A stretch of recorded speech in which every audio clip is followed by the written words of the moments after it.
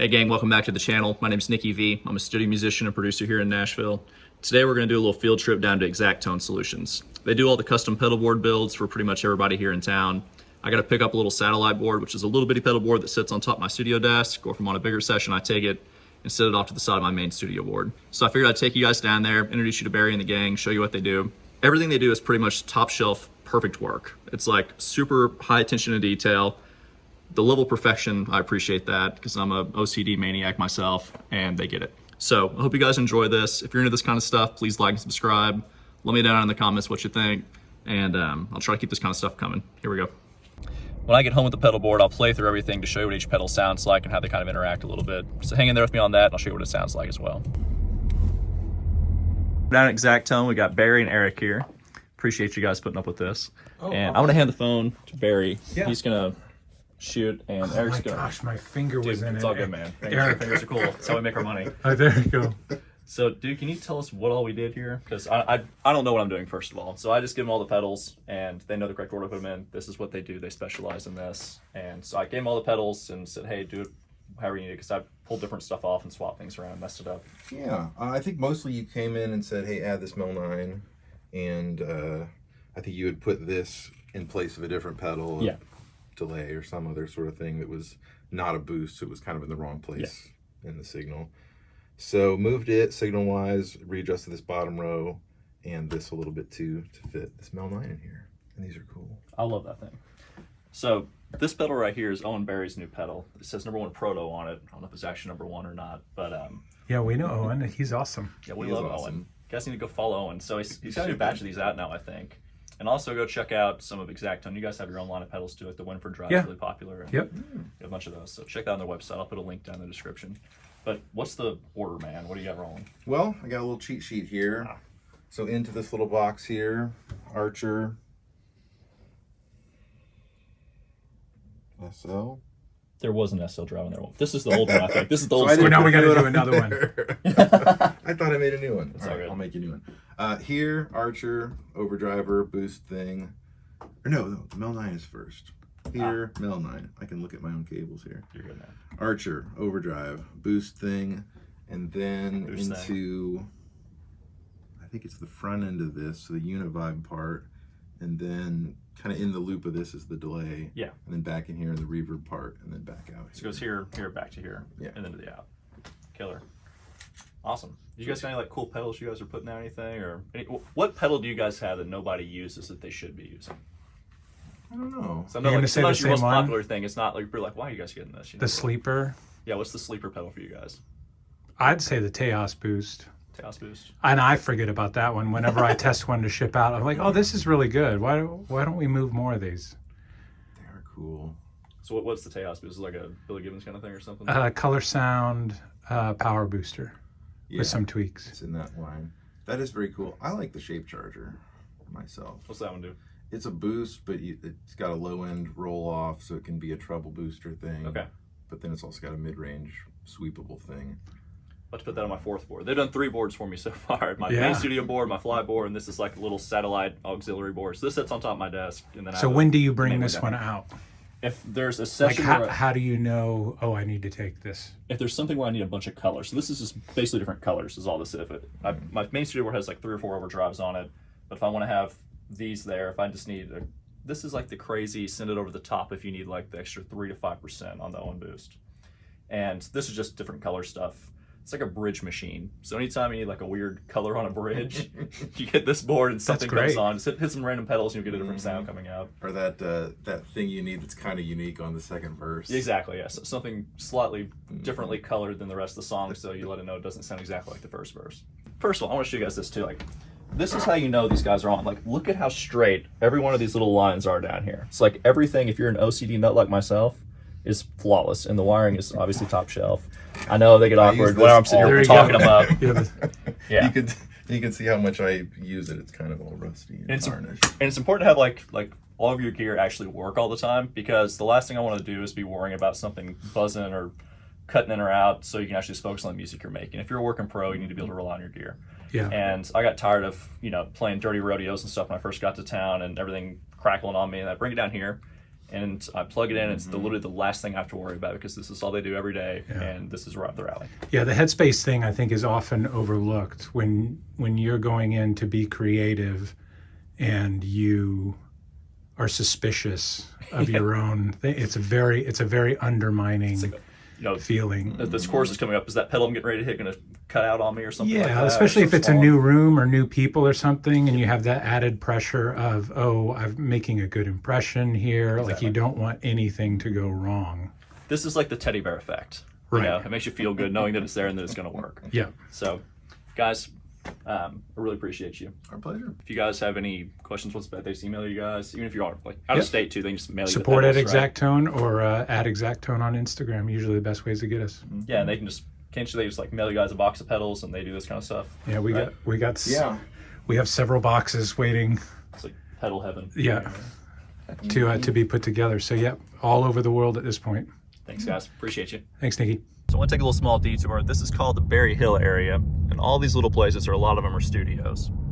And down here on the corner, you have Glacier Instruments and all that, but Xact Tone's kind of in adjacent to this neighborhood. And just want to show you around. It's kind of cool. There's a bunch of good little spots to eat down here. You'll find a bunch of session guys hanging out on around 1 o'clock when everybody goes to lunch. There's a Dre's Horse Recording Studio. Blackbird's back in there too.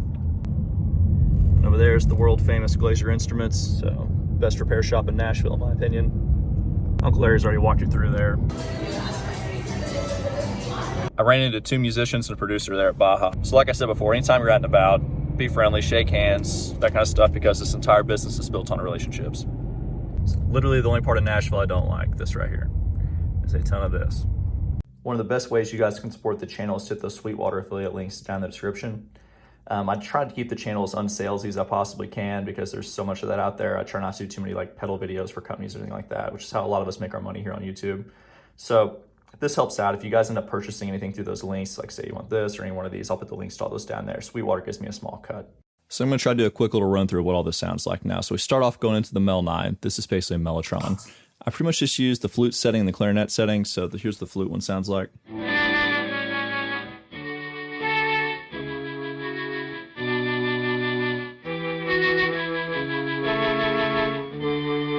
And here's the clarinet.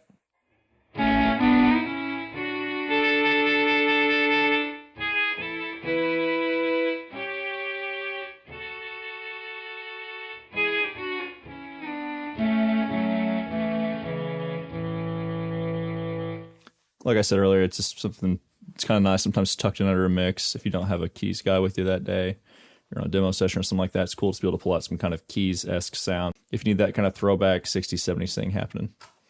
So, and also it's got the string thing on it too, which is kind of cool, but it's kind of like 60s lo-fi strings. You can kind of do that with it, especially if you're running like a Boss EQ or something, you kind of sculpt it a little bit. From there, we're going into the Archer Select, which we all kind of know what that does, just a clone. Here's what dry signal sounds like, by the way. Here's straight into the amp.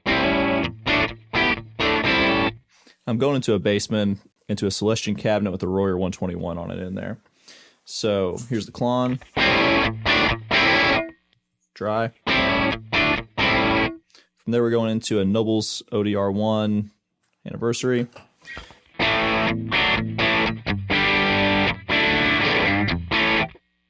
So here's what those two sound like back to back.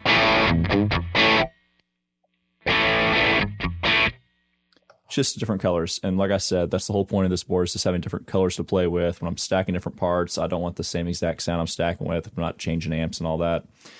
This just gives me more options. And from there, we go into the Owen Barry Custom Boost. And so this sounds great with an ODR. So here's the ODR with the boost.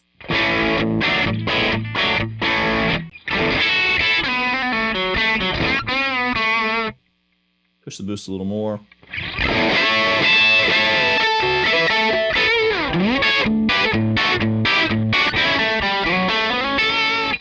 Just has that cool screaming if you need an extra, 2 or 3% on top of it. If you're trying to push that solo up on top of the mix, that's kind of the secret sauce. From there, we're going into the Univerb from J-Rocket. And this is essentially a Univibe. And here's what that sounds like. So it just gives a little bit of a wobble to it. I can turn the mix and everything up a little more, the intensity if I need to.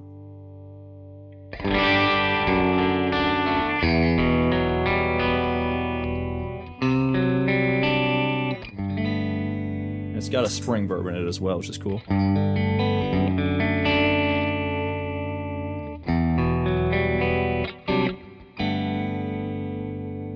Here's the other setting.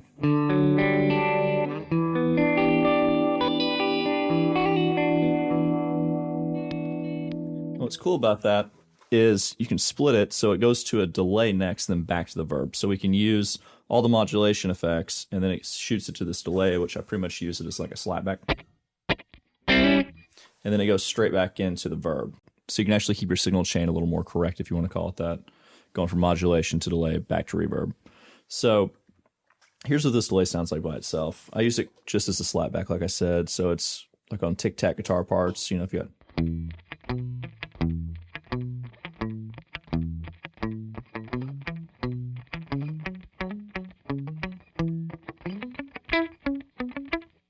Put a low and Barry on it, you get this. That kind of thing. So we can make this more of a edge kind of delay if we want to as well. Crank the repeats up a little bit. Put the spring verb back on it.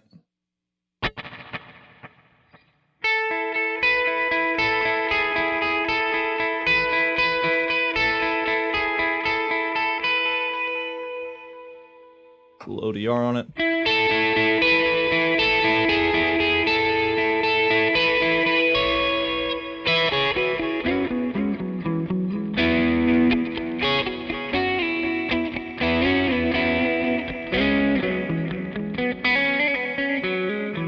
It's a little bit extreme, but if you need it, it's there. And a lot of times what I'll do is I'll run my timeline, which is on my main studio board down here, and I'll do like a ping pong kind of dotted eighth on one, then a quarter note on the other if I want that kind of like ping pong stereo thing happening. But yeah, that's pretty much what it all sounds like. Hope you guys enjoyed this video today. If any of you guys out there are songwriters or artists and want to get music recorded, just check out my website. It's called NashvilleTracking.com. I got a whole team of A-list studio musicians I work with here in Nashville.